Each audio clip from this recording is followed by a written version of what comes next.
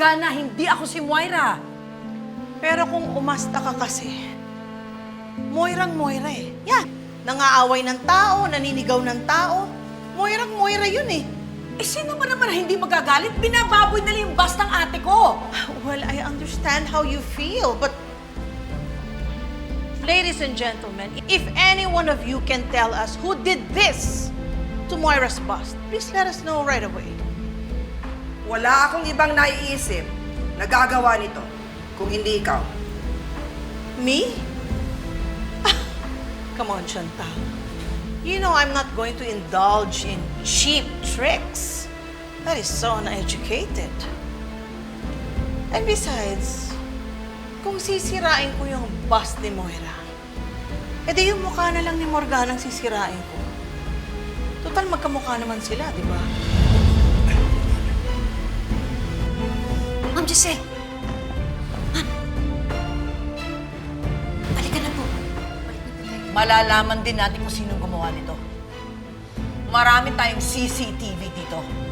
Well, then I really hope that you will find that person soon. Well, friends, let's not waste our time. There's still a lot of good food and we can enjoy and celebrate. So, kumain na tayo. Come on.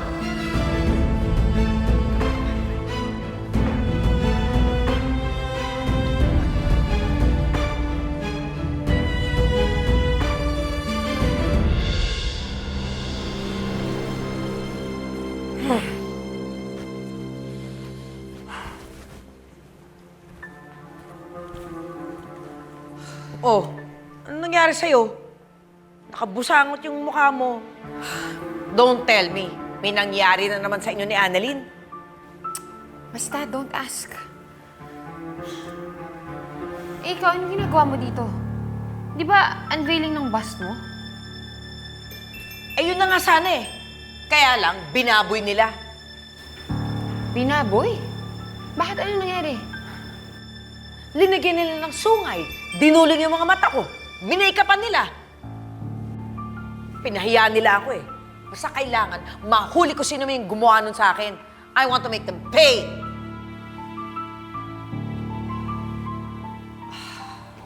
Oh, Mama. Anong balita? Nakita niyo na ba kung sino yung gumawa nun sa CCTV?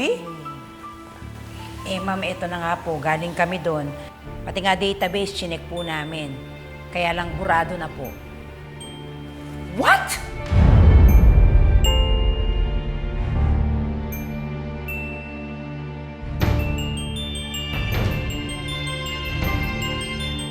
Walang hiya talaga yan. Sinadya talaga nilang babuyin ng bus ko, tapos binura na lang yung ebidensya para hindi sila mahuli.